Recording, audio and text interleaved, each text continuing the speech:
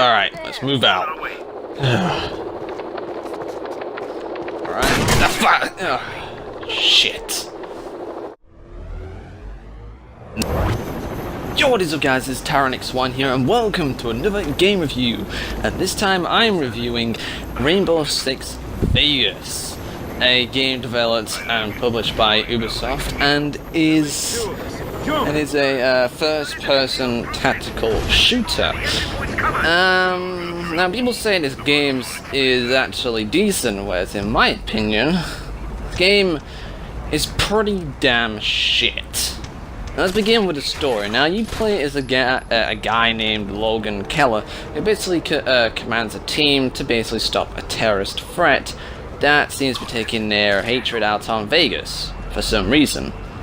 And this story was boring, uninteresting, and really didn't go anywhere for me. I really didn't like it. Mainly because I was concentrated on killing the enemies, and the fact that they were a pain in the ass to fight against. And even when you do finish the game, it leaves on a ridiculous and stupid cliffhanger. And it's definitely one of the worst cliffhangers I've ever seen, because it doesn't even deserve the cliffhanger that it gets. And then it obviously opens up for Vegas 2, which I'll get to next time. But now we're focused on the first Vegas. This game was goddamn, the campaign was goddamn awful. The missions, I mean, the freaking checkpoints. The checkpoint system is probably one of the biggest issues aside from the story itself.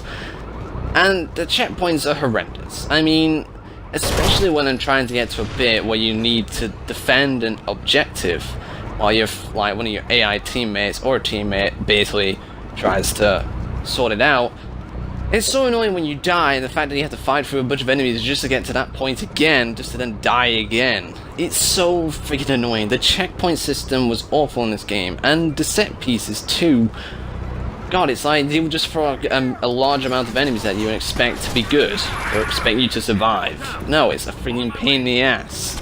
Enemies themselves don't even help as well, since, like I said, they will throw large numbers at you. I mean, yeah, it's true. That means the AI is pretty good. The enemy AI is pretty good for when they're trying to take you down. Sorta. I mean, most of the time I'd usually find them standing around a corner when I've just killed a bunch of other dudes, so it's sort of half and half. If the enemy is able to kill me easily most of the time, but is sometimes stupid by just standing still, then I really don't know whether that's good or bad AI. But to be honest, this game is now more than 10 years old, so yeah. I will say one good thing about the campaign, and that's the fact that the friendly AI is actually pretty useful. Basically because they are meat shields. That's practically what they're there for.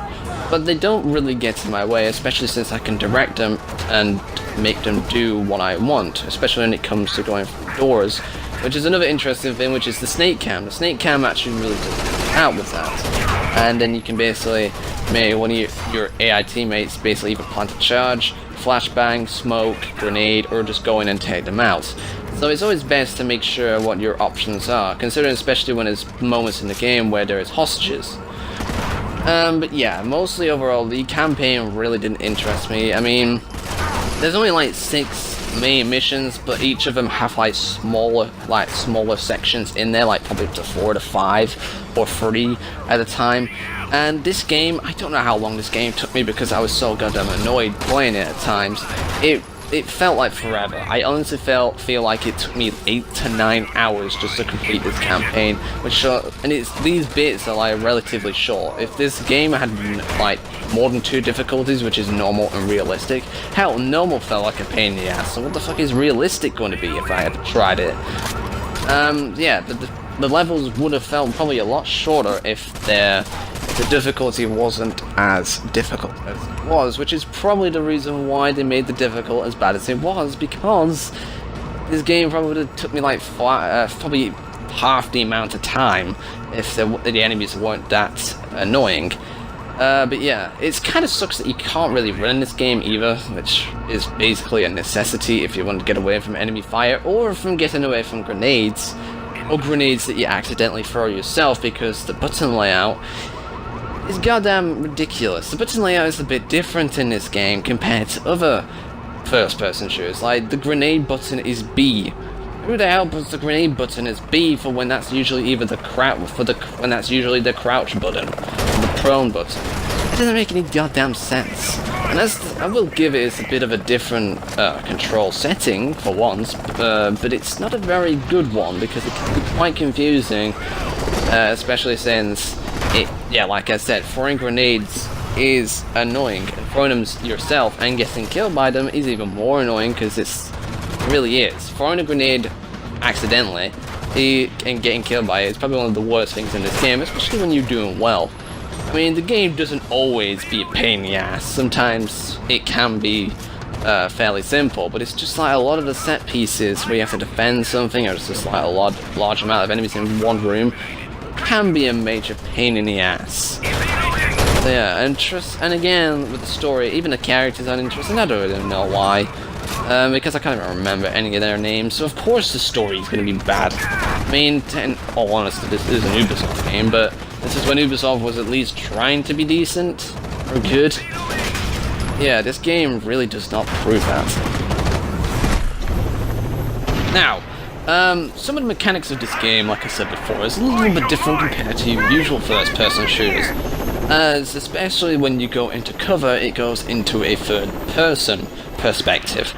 I think is like, well, I don't really know what I think about it, but I think it like fits with the game. You can have at least 3 weapons in the campaign. You can have like 2 primaries, which consist of either assault rifles, SMGs, shotguns, light machine guns, and sniper rifles.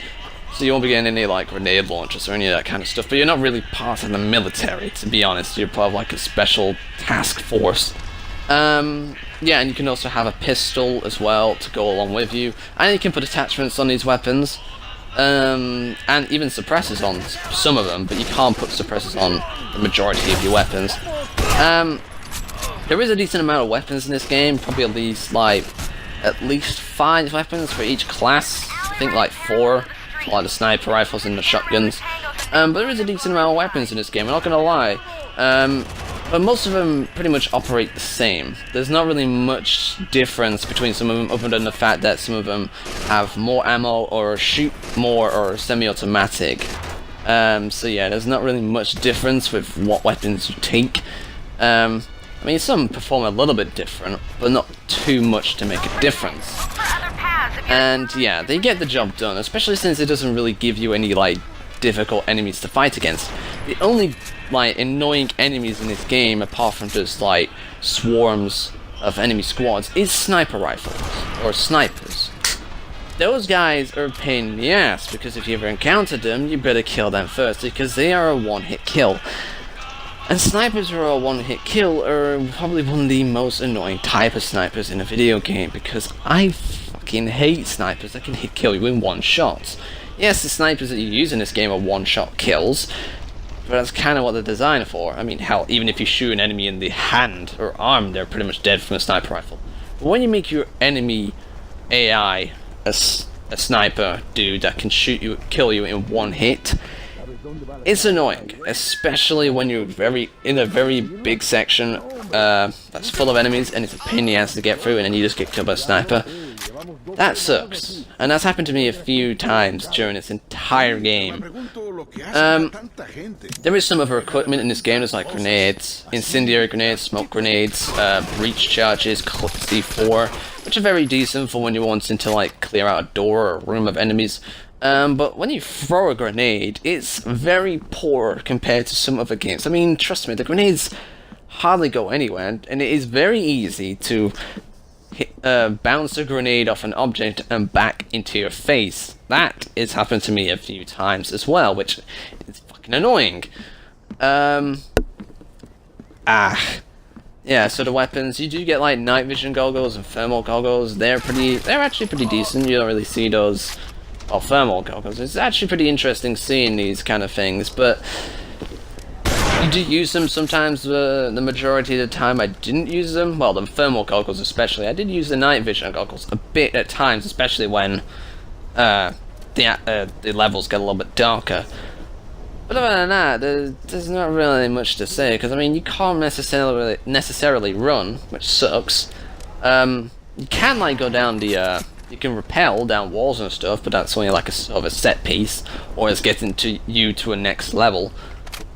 But you can breach through windows, or use your pistol to fire off enemies, but it's a very vulnerable position, so it's not something that you want to be doing often. But yeah, I thought the mechanics in this game were okay. They're a little bit different, but they can be confusing and can blow up in your face at times, so it can be annoying with how some things are a little bit different compared to your usual first-person shooters. Yeah. Now, there is one saving grace for this game, and that is the Terrorist Hunt game mode. Now, this is just basically going around a few maps and then killing a select amount of enemies. But the thing is, this was actually pretty fun, and plus you can play online over with your friends, meaning it actually has some sort of strategy to it. Yes, you'll probably die a lot doing it, especially if you're doing it on realistic mode. And if someone dies, they're pretty much dead, so you better watch out if you're going to get killed by enemies. But it's actually pretty fun with Terrorist Hunt. It's one of the few things I feel like it's actually a pretty, I wouldn't say unique game mode, because this is sort of like a search and destroy type game mode. But it was fun nonetheless. There's really not much to say about it, other than the fact that you can only have like 2 weapons compared to 3. In the campaign you only get like a primary, and then you get like a pistol. This can be annoying, but I mean, it's enough to get the job done. There's not really much else to say about Terrorist Hunt, other than the fact that it's actually pretty decent. It just plays a lot like the campaign. It's just, you're just fighting a select amount of enemies, and yeah, you're just going around killing them on a random map with a bunch of people. That's pretty much all to say about Terrorist Hunt, because it's not really... that's all that there is.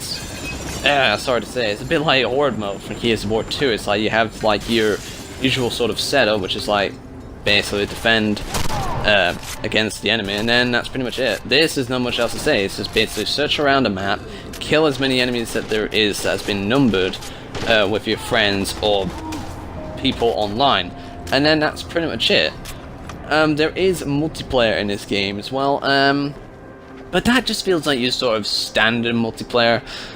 It's like, it really does. It's like your standard sort of multiplayer that you see in games that didn't necessarily need it. I feel like this just put it in there because of like, to probably just like try and go up against Call of Duty or Halo or some reason, which I feel the multiplayer in this goes pretty damn dull and not very exciting, to be honest. But I will honestly say this, there is a bit of a large amount of customization, but the annoying thing is, when it comes to ranking up your character, is that most of the weapons most of the weapons have already been unlocked, so pretty much you only have like 1 or 2 weapons to unlock in each category, and you already have like the majority of them unlocked. But when it comes to like customizing your character and the armor and stuff like that, most of that is actually locked. So when it comes to customization and ranking up, most of that will go to like customizing your character. The customizing your character is okay, it's not terrible. I've seen worse and I've seen better, but it's actually okay. But yeah, other than that, this game is pretty damn awful, I have to say. The story is awful, it's annoying, and I never really got into it. Terrorist Hunt was actually okay and pretty fun. The customization, there's a bit of nice variety there, but not much from some of the games, and the multiplayer was just your bog standard multiplayer for a first person shooter like this. And so yeah, so overall I'm going to give Rainbow Six Vegas 1 a 4.5. So that is my review of Rainbow Six Vegas 1. Overall, it was not a particularly fun game. Trust me, the campaign was annoying as hell to do. It's probably been one of the most frustrating campaigns I've done for a good while. And so yeah, and it was really all the other, pretty much what was able to keep the game up a little bit was the Terrorist Hunt game mode. But that's pretty much it, and that's just one game mode for this entire game, which was not really going to help it out much. But yeah, hope you guys have enjoyed this review. Leave a like down below, subscribe, comment what you think is right or wrong with the game. Comment down what other games you would like me to review, and I shall see you guys in the next random video.